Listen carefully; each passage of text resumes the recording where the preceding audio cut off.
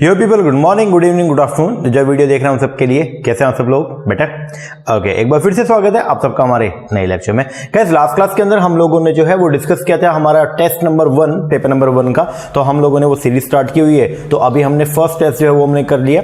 Second test मैंने आपको सुबह जो है वो टेलीग्राम के ऊपर डाल दिया था। तो आज की क्लास के अंदर हम लोग जो है वो अब क्या करेंगे, वही सुबह वाला टेस्ट को डिस्कस करेंगे, पेपर नंबर 1 के टेस्ट नंबर 2 को। ओके, हाँ जी, मैं उम्मीद करता हूं कि आपने सारा पूरा टेस्ट जो है वो आपने कवर किया होगा और अब आप जो है उसको मैच कीजिएगा। ठीक है, तो आंसर की के साथ में इसको मैच करके देखिएगा। ठीक है, और अपना सेल्फ इवेल्युएशन कीजिएगा कि आपके कितने आंसर जो है वो ठीक है और कितने आपके जो है वो रॉन्ग है। ओके, और उसके हिसाब से आप पीरियडिकली जो है अपनी तैयारी को भी जो है वो देखिएगा कि कहां पे आपको प्रॉब्लम आ रही है। ठीक है, किस सेक्शन के क्वेश्चन आपके गलत हो रहे हैं, तो उसके ऊपर थोड़ा फोकस आपको ज्यादा करने की जरूरत है। ओके, हाँ जी सर, तो आइए हम लोग स्टार्ट करते हैं हमारा टेस्ट नंबर 2 पेपर नंबर 1 का।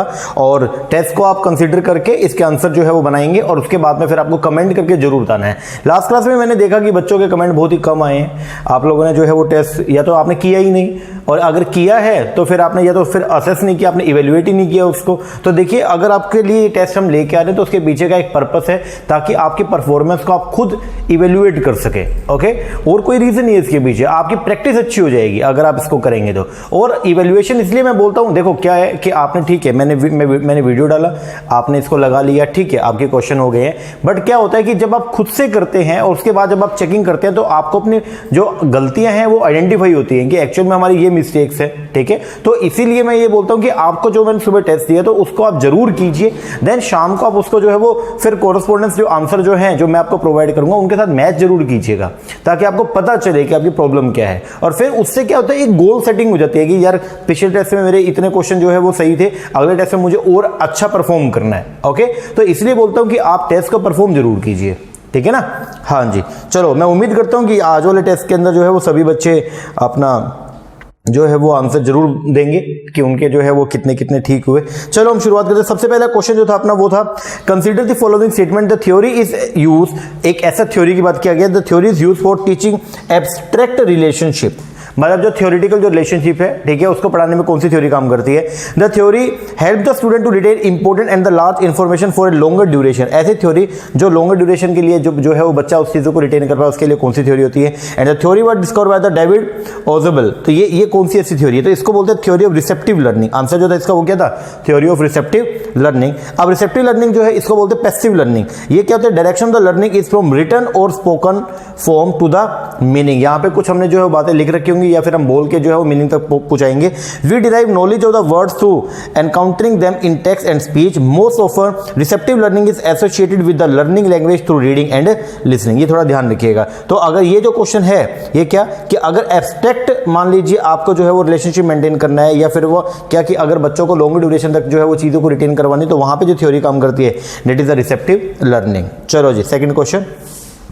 डायग्नोस्टिक इवैल्यूएशन क्या है? डायग्नोज करते हैं। डायग्नोस्टिक मतलब क्या, हम यहाँ पे क्या इवैल्यूएशन करके और देखते हैं कि प्रॉब्लम कहाँ पे आ रही है। तो डायग्नोस्टिक इवैल्यूएशन जो होता है वो ये बताता है, it is diagnostic evaluation ascertain करता है cause and remedy of the persistent learning problem during the instruction. तो इंस्ट्रक्शन के दौरान या फिर टीचिंग के दौरान या फिर लर्निंग के दौरान जो है बच्चे को जो रूटीन की जो प्रॉब्लम आ रही है, तो वो जो प्रॉब्लम है उसके कोजिस को हम यहाँ पे क्या करते हैं, ढूंढते हैं, और उसका जो इफेक्ट पड़ रहा है बच्चे की परफॉर्मेंस के ऊपर, जो बैड इंपैक्ट पड़ रहा है, उसको मेजर करने का काम करते हैं। तो उसके लिए हमारे द्वारा जो इवैल्यूएशन किया जाता है that is known as the diagnostic. क्या बोलते हैं उसको? डायग्नोस्टिक। आगे बढ़े, third. Which of the following statement is true in the context of brainstorming? अब ब्रेनस्टॉर्मिंग क्या होता है? देखो, ये बेसिकली क्या होता है, यहाँ पे टीचर जो है वो क्या करेगा, एक प्रॉब्लम को बताएगा और बच्चों को बोलेगा कि आप जितना हो सके मैक्सिमम जो है वो आंसर्स लेके आओ। तो यहाँ पे अपना फोकस थोड़ा क्वांटिटी के ऊपर रहता है, मैक्सिमम नंबर ऑफ आंसर जो हम चाहते हैं। तो ब्रेनस्टॉर्मिंग क्या है? It is a group creativity technique. Okay, brainstorming जो है वो क्या है? It is a problem solving technique है। ओके, ब्रेनस्टॉर्मिंग हेल्प करता है एट द इंडिविजुअल लेवल पे एंड द ग्रुप लेवल पे। ओके, टॉप प्रायोरिटी जो है ब्रेनस्टॉर्मिंग की is the quantity over the quality. जो टॉप प्रायोरिटी है ब्रेनस्टॉर्मिंग का वो किस पे होता है? क्वांटिटी के ऊपर होता है। बिल्कुल सही बात है। तो ये सारे के सारे जो है ब्रेनस्टॉर्मिंग के क्या है? फीचर्स हैं। तो आंसर जो आएगा वो क्या? All of the above. चलो जी आगे। नेक्स्ट, फिर ये था आपका 4 आपको दे रखे थे, नेचुरलिज्म, आइडियलिज्म, प्रैग्मेटिज्म और रियलिज्म। तो इनको जो आपस में मैच करा था, तो सबसे पहले था learning by doing. Learning by doing जो पार्ट है किसका, प्रैग्मेटिज्म का। अच्छा, उसके बाद एजुकेशन थ्रू द एनवायरनमेंट। अगर बात करते हैं एजुकेशन थ्रू एनवायरनमेंट, एनवायरनमेंट के थ्रू बोलते नेचुरल एनवायरनमेंट की बात करिए तो वो नेचुरलिज्म का। Realisation of the truth, beauty and the ये गुडनेस, तो ये पार्ट होता है किसका, आइडियलिज्म का। और फिर world as it is here and now, world जैसा है, ठीक है, as it is here and now, तो ये पार्ट है किसका, रियलिज्म का। तो आंसर जो बनेगा वो क्या बनेगा आपका, ए का 3, बी का 1, सी का 2, डी का 4। चलो जी आगे। Look at the following statement in the context of experimental research. आपको जो है ये स्टेटमेंट देखनी है और आपको बताना है कि इनमें से कौन सा एक्सपेरिमेंटल रिसर्च के जो है वो क्या है, फीचर है। Which one of the above statement are applicable. Experimental research पे कौन सी जो स्टेटमेंट वो एप्लीकेबल होती है। सबसे पहला, एक्सपेरिमेंटल रिसर्च के अंदर हम क्या करते हैं, द रिसर्चर रैंडमली असाइन करता है पार्टिसिपेंट टू ग्रुप। बिल्कुल सही बात है। एक्सपेरिमेंटल के अंदर ये तो होता है ना कि हम क्या वहां पे क्या स्ट्रक्चर फॉर्म का होता है, नहीं, हम क्या करते हैं, रैंडमली जो है हमने क्या किया, पार्टिसिपेंट्स को जो है वो ग्रुप के अंदर जो पार्टिसिपेंट्स है उनको काम असाइन करते हैं। दे प्रोवाइड कंट्रोल, वो क्या प्रोवाइड करते हैं, control over the extraneous variable with a objective to isolate the effect of the independent variable on the result. देखो जो आपका बेसिकली एक्सपेरिमेंटल रिसर्च, उसके अंदर हम ये देखते हैं कि इंडिपेंडेंट वेरिएबल का डिपेंडेंट के ऊपर क्या इंपैक्ट पड़ता है। लेकिन अगर उसके अलावा जब हम ये रिसर्च करके बेसिकली जब ये रिलेशन मेंटेन कर रहे हैं, उस टाइम पे जो एक्स्ट्रा वेरिएबल होते हैं, that is known as extraneous variable, तो उन वेरिएबल्स का क्या इंपैक्ट पड़ रहा है, उन वेरिएबल के इंपैक्ट को, क्योंकि जब हम डिपेंडेंट इंडिपेंडेंट के अंदर रिलेशन मेंटेन करते हैं तो कुछ एक्स्ट्रा वेरिएबल्स होते हैं, उनका भी इंपैक्ट पड़ता है, तो उसको अपने को नलिफाई करना होता है। तो यहां पे वही बोल रहा है कि जो एक्सटेनियस वेरिएबल है उनके ऊपर अपना पूरा कंट्रोल होता है, ताकि जो हमारा रिलेशन है डिपेंडेंट और इंडिपेंडेंट के बीच में, उसके ऊपर इनका कोई जो है वो इंपैक्ट ना आए। तो ये भी क्या है आपका, सही है। थर्ड, द ट्रीटमेंट कंडीशन में भी फिजिकली मैनिपुलेटेड। बिल्कुल सही बात है। एक्सपेरिमेंटल में ये जो करते हैं कि मैनिपुलेट करते हैं इंडिपेंडेंट वेरिएबल को और उस मैनिपुलेशन का इंपैक्ट देखते हैं डिपेंडेंट वेरिएबल पे। There is statistical comparison of the group. हाँ जी बिल्कुल करते हैं, हम कंपैरिजन करते हैं ग्रुप्स का। The experiment is design to reduce the threat of the internal validity and the external validity. बिल्कुल सही बात है। तो आंसर जो आएगा वो क्या, ऑल ऑफ द अबव। तो आपका आंसर जो आया वो क्या, ऑल ऑफ द अबव। चलो जी आगे। Which of the following statement refer to data processing error. Data को प्रोसेसिंग करने का एरर, ये कौन सा होता है। देखिए कंप्यूटर के अंदर हम लोग जो है वो डेटा को क्या करते हैं, प्रोसेस करते हैं, उसको रिटाइप करने का काम करते हैं। तो उसका डेटा प्रोसेसिंग का एरर जो है वो राइज होता है क्या, error in the faulty application of the technique of coding and managing data. अगर मान लीजिए आपने जो एरर, अगर मान लो कोई एरर राइज हुआ किसमें, आपके कंप्यूटर के अंदर जो है कोई सॉफ्टवेयर में प्रॉब्लम आ गई है, जो प्रॉपरली डेटा को जो है वो स्टोर नहीं कर पा रहा या रिट्राइव नहीं कर पा रहा, मान लीजिए उसमें, तो ये जो एरर होता है इसको बोलते हैं डेटा प्रोसेसिंग एरर। तो डेटा प्रोसेसिंग एरर का बेसिक मतलब जो है वो क्या, it is the error in the faulty application. जो आपका सॉफ्टवेयर बना है, जो एप्लीकेशन बनी है वो क्या बनी है, फॉल्टी, उसमें क्या कमी, उसमें कोई कमी आ गई है, ठीक है, of the technique and the coding. आगे अगला, स्टैंडर्ड एरर क्या होता है। स्टैंडर्ड एरर जो है वो क्या, एक एस्टीमेट है, ठीक है, जिसमें हम क्या करते हैं, स्टैंडर्ड डेविएशन कंप्यूट करते हैं ऑफ ए स्टैट का। मतलब हम स्टैंडर्ड एरर के थ्रू हम ये देखते हैं कि जो आपका स्टैटिक्स है तो उसका स्टैंडर्ड डेविएशन को चेक करते हैं, मतलब वो स्टैंडर्ड से कितना डेविएट कर रहा है। बिल्कुल सही बात है। The standard error is a statistical measure. Standard error में हम जो है वो क्या करते हैं, हम यहाँ पे ये देखते हैं कि आपका जो सैंपल का मीन है वो पॉपुलेशन के मीन से जो है वो कितना क्या कर रहा है, डिफर कर रहा है। यहाँ पे हम क्या करते हैं, the standard error is a statistical measure of the extent to which a sample mean differ, जिसमें सैंपल मीन जो है वो कितना डिफर कर रहा है फ्रॉम द किससे, पॉपुलेशन मीन से। तो आंसर जो आएगा वो क्या आएगा, बी। तो स्टैंडर्ड एरर के अंदर बेसिकली हम ये देखते हैं कि सैंपल का जो मीन है वो पॉपुलेशन के मीन से कितना डिफर कर रहा है। आगे बढ़ो। Consider the following two statement. आपको ये स्टेटमेंट को कंसीडर करना है और आपको बताना है इनमें से कौन सी जो है वो क्या करेक्ट है, ठीक है। सबसे पहला, categorical variable are measure on the nominal and the ordinal. Categorical variable जो होते हैं उनको हम जो है मेजर करते हैं नॉमिनल पे, ऑर्डिनल पे। बिल्कुल सही बात है सर, ये तो ओके है। Continuous variable are measure on either the interval भी और रेशियो भी। जो कॉन्टिन्यूस वेरिएबल होते हैं उनको इंटरवल बेसिस पे भी देखते हो, रेशियो बेसिस पे, ये भी बिल्कुल सही बात है।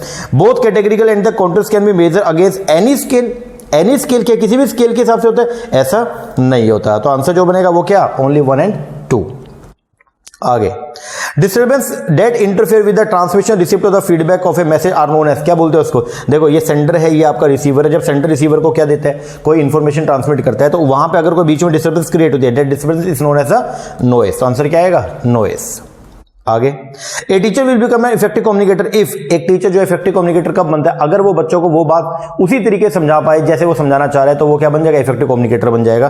तो आंसर क्या बनेगा, a teacher will become an effective communicator if he और she help the student get the meaning out of what he और शी टीच, अगर वो बच्चों को जो है उस चीज का मीनिंग बता पाए जो वो बताना चाह रहे हैं, बेसिकली अगर वो बता पाया उस चीज का, मतलब अगर मैं आपको जो समझाना चाह रहा हूं, अगर मैं अपनी बात आपको समझा पाया, तो इसका मतलब जो है मैं गुड कम्युनिकेटर हूं। ओके, आगे, Which group of communication aspect does not interrupt the communication process, इनमें से कौन सा एस्पेक्ट है जो आपके कम्युनिकेशन के प्रोसेस को जो है वो डिस्टर्ब नहीं करता। तो देखो ये इसमें क्या, सबसे पहले हम लोग जो है वो क्या करना चाहिए, सबसे पहले फोकस, फिर चीज़ों को इलस्ट्रेट करो और फिर उसको क्या करो, पूरा एक्सप्लेन करो। तो सबसे पहले तो फोकस करें करंट प्रॉब्लम के ऊपर, फिर उसको जो है वो इलस्ट्रेट करें, भाई ये प्रॉब्लम है, देन उसके बाद में उसको एक्साग्रेट करेंगे, बोलते उसका पूरा एक्सप्लेनेशन आएगा। तो सबसे बढ़िया जो आपका कम्युनिकेशन का जो एस्पेक्ट है, जो आपके कम्युनिकेशन के प्रोसेस को डिस्टर्ब नहीं करता, दैट इज द, सबसे पहले फोकस करें, देन इलस्ट्रेट करें, देन एक्साग्रेट करें।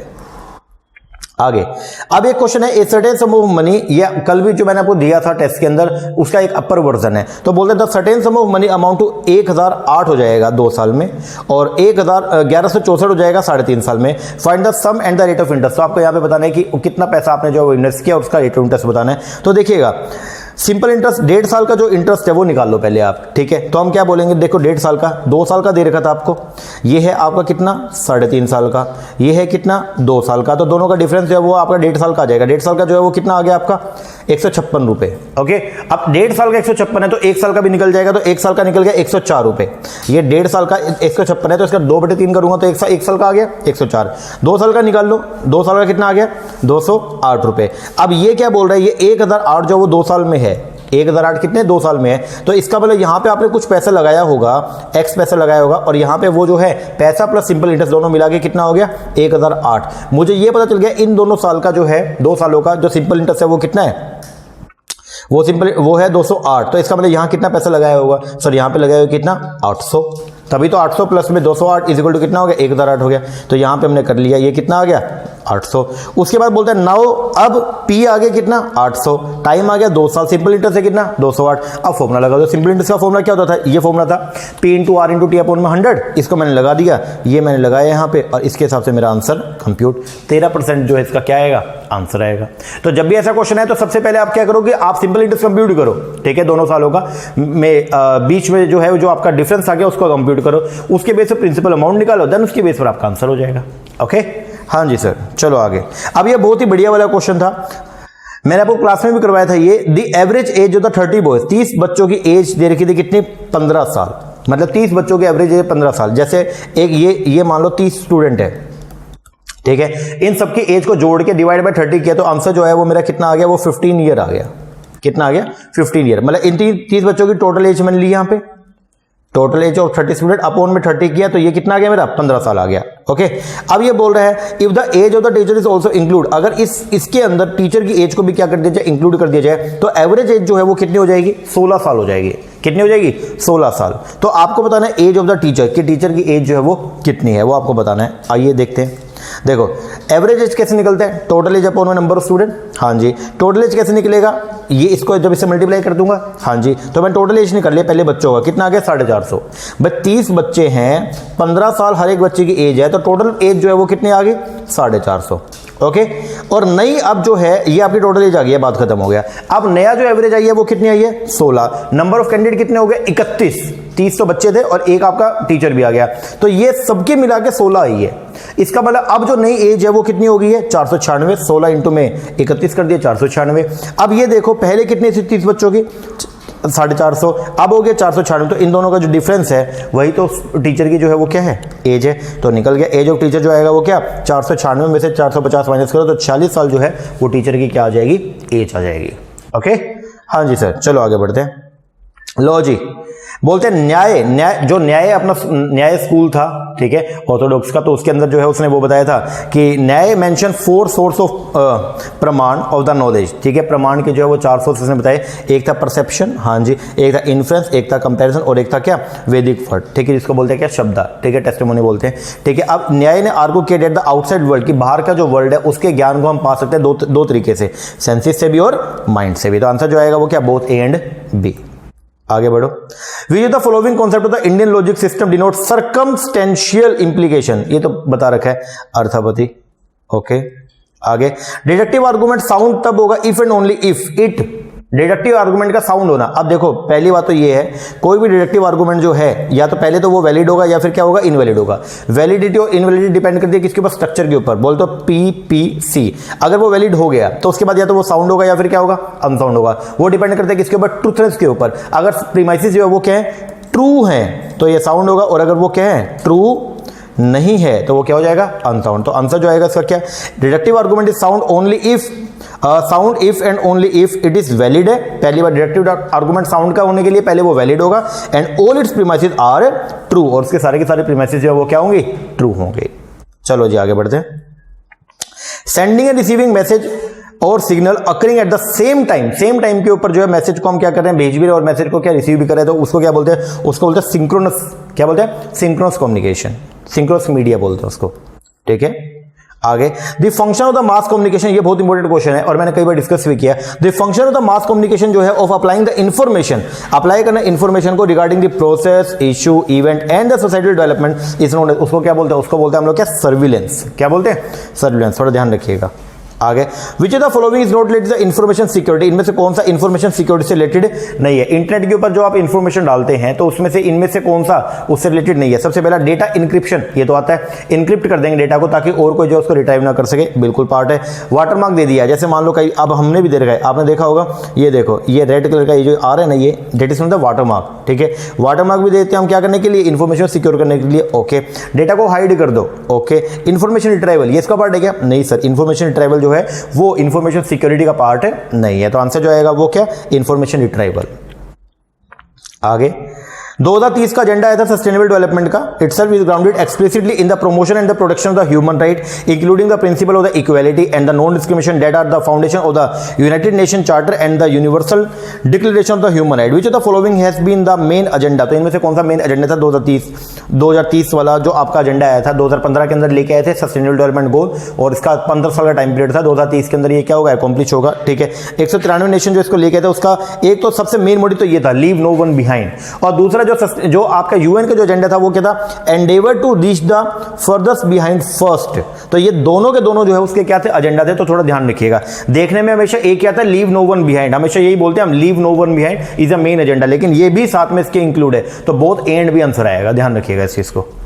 चलो जी आगे, अब ये आपको करना है ट्रोपोस्फीयर, स्ट्रेटोस्फीयर, आयनोस्फीयर और एक्सोस्फीयर जो है, और आपको इसको क्या करना है, आपस में मैच करना है। तो सबसे पहले अगर मैं बात करूं ट्रोपोस्फीयर, तो ये आपका जो अर्थ बेस है, तो वहां से जो है वो टोटल मिला के 8 किलोमीटर तक का जो है ऊपर होती है। ठीक है, तो इसके अंदर आएगा ये डस्ट पार्टिकल। स्ट्रेटोस्फीयर जो है वो आपका ओजोन लेयर 50 किलोमीटर, ये आपको नोट्स में सारा दे रखा है।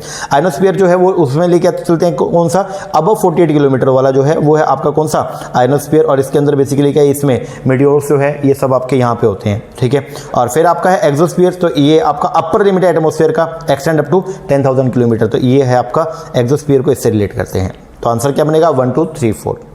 इसके बाद आपको दिया structure of the earth system consider following, ये बता रखा है आपको एटमॉस्फेयर, बायोस्फीयर, हाइड्रोस्फीयर और लिथोस्फीयर। ठीक है, ये आपको जो है बता रखा है, और इसको जो आपको आपस में क्या करना है, मैच करना है। एटमॉस्फेयर के अंदर क्या होता है sir, atmosphere insert the it inert gases, जो इनर्ट गैसेस होते हैं वो सब आती है किसमें, एटमॉस्फेयर में। बायोस्फीयर के अंदर बेसिकली क्या आएगा, जो भी ऑर्गेनिक सब्सटेंस होगा वो सब किसका पार्ट है, आपके बायोस्फीयर का। फिर इनऑर्गेनिक लिथोस्फीयर के अंदर आता है, ध्यान रखना। हाइड्रोस्फीयर में क्या, पानी, हाइड्रो बोल दो पानी वाला हो गया, तो इसमें क्या सोल्ट हो गया, फ्रेश वाटर हो गया, स्नो हो गया, आइस हो गया, सब किसका पार्ट है, हाइड्रोस्फीयर का। और लिथोस्फीयर के अंदर आएगा क्या, लाइट सिलिकेट, इसके अंदर बेसिकली क्या, जैसे आपका रोप हो गया वो सब लिथोस्फीयर का पार्ट है, सैंड हो गया लिथोस्फीयर का पार्ट है, बट ये क्या इनऑर्गेनिक इसके अंदर आएगा। ओके, ध्यान रखिएगा। तो आंसर क्या बना, ए का 1, बी का 3, सी का 2, डी का 4। चलो जी आगे, अब बोलता है यहाँ पे kindly look at the following form of the ancient education. अब यहाँ पे दो है, एक होता है परविद्या और अपरविद्या। हम हायर एजुकेशन के पेज नंबर 2 के ऊपर आपको मैंने पढ़ाया था, एक होती है परविद्या जो स्पिरिचुअल हायर पावर जो होती है, हायर जो नॉलेज होती है उसको बोलते हैं परविद्या, और अपरविद्या जो लोअर लेवल की नॉलेज होती है। ठीक है, तो बोलता है परविद्या क्या, इट इज द सुप्रीम और the highest knowledge for the self realisation और the knowledge of the supreme self, इसको बोलते हैं क्या, परविद्या। और जो अपरविद्या होती है क्या होती है, it is the lowest knowledge, ये लोवेस्ट नॉलेज है ऑफ द 4 वेद, ये वेदस एंड द 6 वेदांगस, तो इसको बोलते हैं आप लोग क्या, पर विद्या लोवेस्ट नॉलेज बोलते हैं, तो ये होती है आपकी क्या, तो दोनों की दोनों जो है ये क्या है, करेक्ट है। तो पर विद्या जो है वो क्या, सेल्फ रियलाइजेशन करके जो नॉलेज मिलती है उसको बोलते हैं पर विद्या, और अपर विद्या जो आपका लोवेस्ट नॉलेज होती है जो वेदों से मिलती है, वेदांगा से मिलती है। चलो जी, आंसर क्या आएगा, बोथ 1 and 2। आगे, 3 university were establish in the Calcutta Bombay Madras 1857 में, किसकी वजह से हुई, वुड्स डिस्पैच। ये आपको ध्यान देना पड़ेगा, आपको मैंने करवाया था जब हमने एशियंट हायर एजुकेशन सिस्टम पढ़ा था, ठीक है, सॉरी प्री एंड पोस्ट वाला, तो उसके अंदर pre independence higher education system के अंदर आपको मैंने बताया था वुड्स डिस्पैच जो है बेसिकली, तो इसके अंदर क्या था, तो वुड्स डिस्पैच के अंदर जो है आपके 1857 के अंदर जो है 3 यूनिवर्सिटीज को जो है वो क्या किया गया, एस्टेब्लिश किया गया था, ध्यान रखना। इसके बाद फिर पंजाब यूनिवर्सिटी भी आई, ये भी आपको ध्यान देना पड़ेगा, वहां पे लिखवाया था अलग से मैंने। तो इसका आंसर जो है वो क्या, वुड्स डिस्पैच। और फिर है जी आपका मैकले मीटिंग वाला, आपको ध्यान हो तो इंग्लिश की शुरुआत किसने किया था, इंग्लिश को हायर एजुकेशन सिस्टम के अंदर जो है वो इनबिल्ट लैंग्वेज के तौर पे कौन लेके आए, तो उसके लिए मैकले मिनट्स हम पढ़ते हैं, आपको ध्यान हो तो ये क्या बोलते हैं, which the following person introduce, इनमें से कौन सा पर्सन जिसने इंट्रोड्यूस किया था इंग्लिश एजुकेशन को in India, specially through his famous minutes of the Feb 1835, तो उसको बोलते हैं मैकले मिनट्स, क्या बोलते हैं, मैकले मिनट्स। तो आंसर जो है वो क्या है इसका, 1। ओके, हाँ जी, लो जी, ये 25 क्वेश्चन जो आपको मैंने दिए थे टेस्ट के अंदर वो हमने डिस्कस कर लिए हैं। अब आप अपना सेल्फ इवैल्यूएशन कीजिएगा और देखिएगा कि आपके कितने आंसर सही बैठते हैं, और कमेंट करके जरूर बताइएगा कि आप इसके अकॉर्डिंग आपका जो है वो आंसर क्या आया है। ओके, हाँ जी सर, चलो ये कीजिए, क्वेश्चन कैसे लगे कमेंट करके जरूर बताइएगा। पहले से कुछ इंप्रूवमेंट हुई है आपके परफॉर्मेंस के अंदर, तो आप उसको असेस करके वो भी जरूर बताइएगा, अपना जो एक्सपीरियंस है वो जरूर शेयर कीजिएगा, ओके, ताकि और बच्चों की भी हेल्प हो सके। ओके, हाँ जी सर, चलो ये कीजिए, बाकी मिलते हैं अपने नेक्स्ट सेक्शन में, तब तक के लिए थैंक यू वेरी मच।